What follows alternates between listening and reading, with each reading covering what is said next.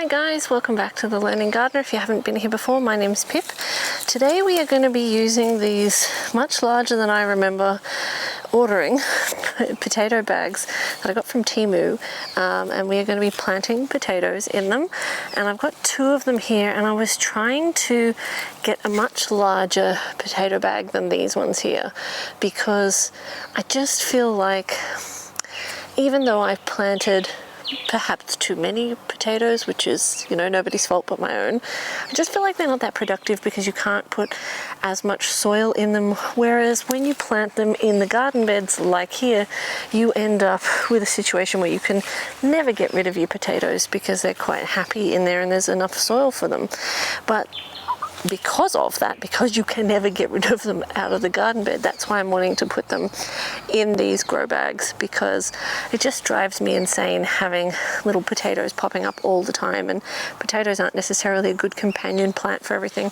So I thought we'd try these giant Temu bags and see how they go. We are also going to be harvesting some potatoes today as well from the grow bags that I previously planted. Essentially, once a potato starts to sprout, I just plant it somewhere, and if it produces any potatoes, great. If not, oh well. So far, the potatoes that we planted in the smaller potato bags haven't produced much. It's been a bit like the Irish potato famine, but you know, it's that or lose them in most cases because they don't store well here. If you guys have watched this channel for a while, you'll know that not that long ago we harvested some pumpkins together, and the little orange ones, which I think are like a Jack B. Little or a Golden Nugget or something, they were a volunteer pumpkin, and I was so excited because they were so productive. So many of those things have exploded all over the floor, like literally exploded all over the floor within a couple of weeks of harvest. Some of that I think is just in Australia, it's humid. It's humid all the time. And lately it's been very, very humid because we've had nothing but rain.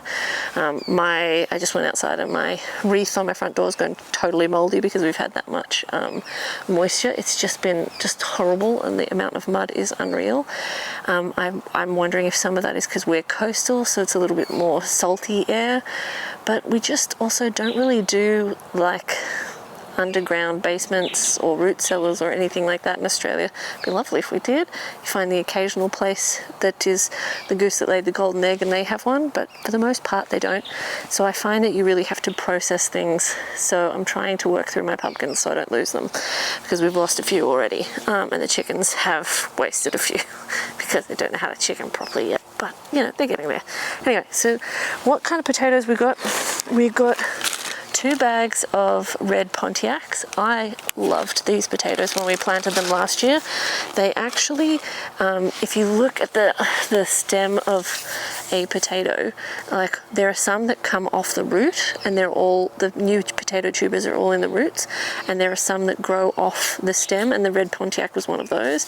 So I know the deeper I bury them, the better, but they produced massive potatoes, which is my preference because then there's less peeling involved and it's easier to manage. Whereas the Nicola potatoes, which I planted previously, tend to have smaller potatoes. And I also planted Kennebecs last year. The red Pontiacs survived the flood, the Kennebecs did not. The Kennebecs produced 1 or 2 potatoes that were good potatoes, but they really didn't survive the wet weather that we'd had. So, which is why I was holding off planting these until after, hopefully after all that rain. So we've had 3 weeks and like something like 37 inches of rain. Anyway, so we've got some Nadines to try something different. Some Delawares, probably because I thought I was getting 2 of the same but didn't read the labels properly. You know, first world problems. And we've got a royal blue potato, which is like a purple potato, which is exciting because I've never had these before. And, you know, why not for a bit of fun? And, you know, they always say that purple vegetables have more antioxidants. So who doesn't need more antioxidants? So what I'm going to do is start by trying to fill these and getting a base layer in. I'm then going to put some slow release fertilizer. I'm not going to go and put any sprinkled blood and bone in because that would be trudging through the mud, and I'm not trudging through the mud unless I have to. And then I'll lay the potatoes out, put them in, cover them with some soil, and then I'm going to get some chicken poop pellets, put some of that on, chuck a bit more soil on if I have more, and then they'll hopefully be done. Worst case scenario, because they're not going to sprout that fast, if I don't have enough soil to cover them as deeply as they need to be covered, then I can always get more later, but for now we just need to get these in the ground so it's a job we can tick off and get done. And then we're going to harvest the potatoes from the other grow bags and hopefully have some potatoes for dinner.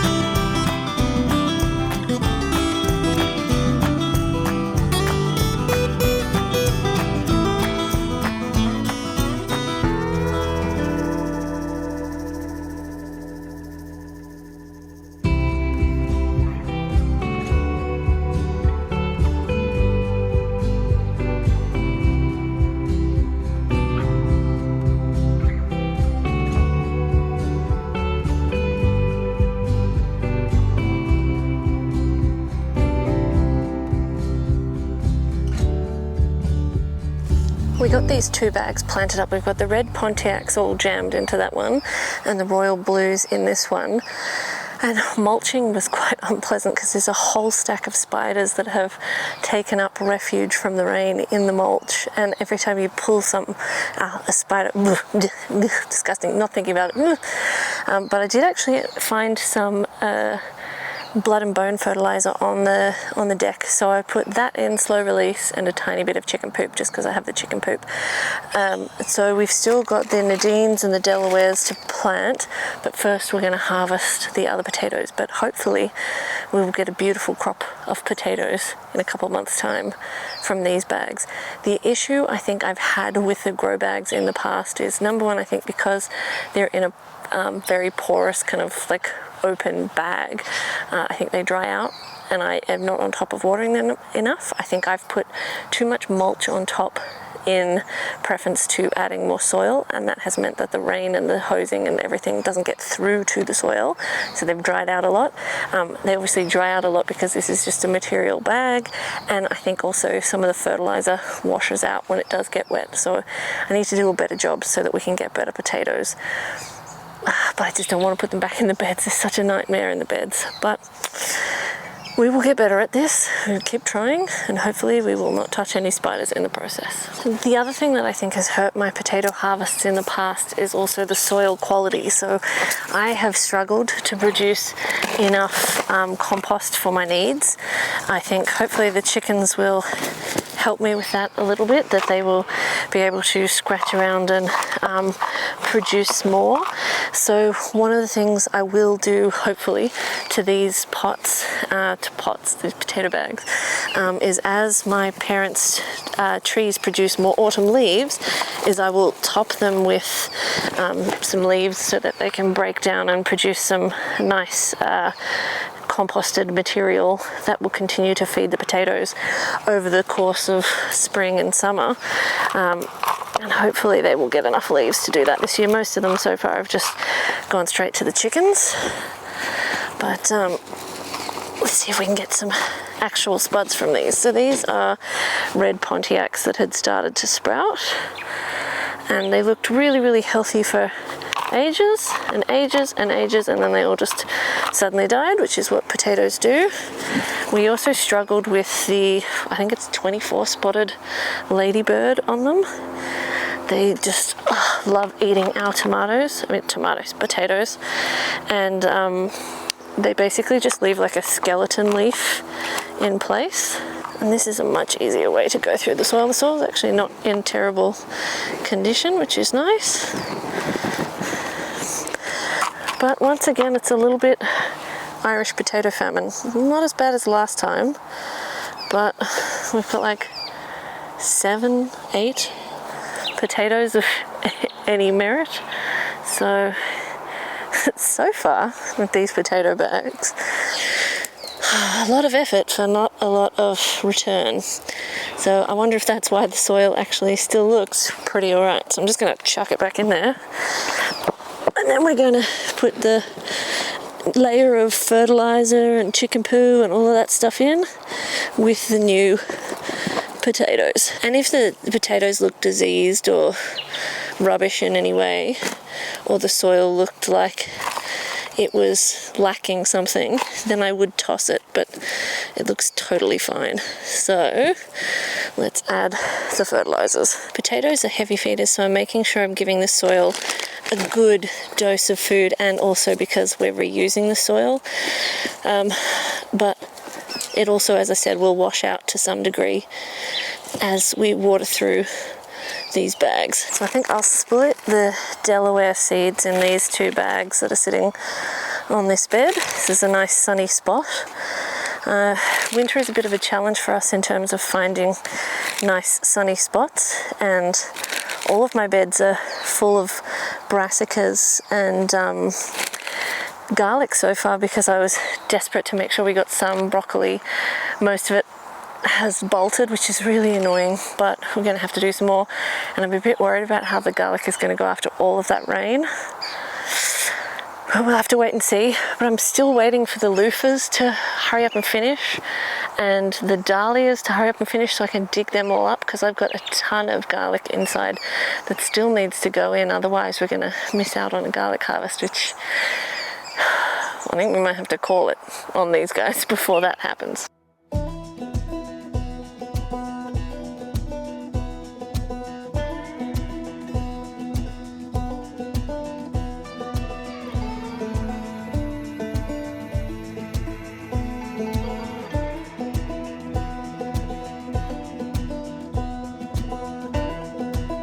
On this one, the potatoes do look slightly weird, so I'll replace this soil, and it'll be an interesting test to see if we get more potatoes from the fresher soil versus the recycled soil, and I'll try and put ballpark the same amount of fertilizer in. In the interim, instead, this can house an aquilegia I forgot to transplant that's looking a bit sad.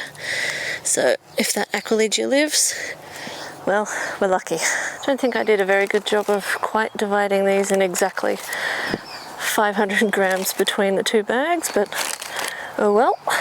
So that was a pretty average potato harvest, but better than nothing, and I guess they were grown out of season, so can't complain too much. So we've got the two bags like this planted up with the Delaware potato. We've got the two big bags planted with the Pontiac Reds and the Royal Blue, and then there's one more bag which is behind me, that is, I think, Nicola potatoes that desperately needs to be harvested, but I'm actually all out of soil to top it up with if it needs topping. So I'm just gonna call it here for today, and then that one can wait till we get some more soil, and at least we've got 4 big bags of potatoes planted up, and hopefully we might get like 10 potatoes next time we harvest from the bags. It'll be interesting to see the difference between these two, with one with fresh soil and one without, to see what the harvest potential is like, and whether perhaps it's just maybe like a small bags is not worth bothering with potatoes, or maybe I just need to stay on top of the game and make sure they're watered properly and less mulch and all of that sort of stuff. So we shall see. But thanks for hanging out with us today here at The Learning Gardener. Hope you enjoyed the video, and hopefully we'll see you in the next one.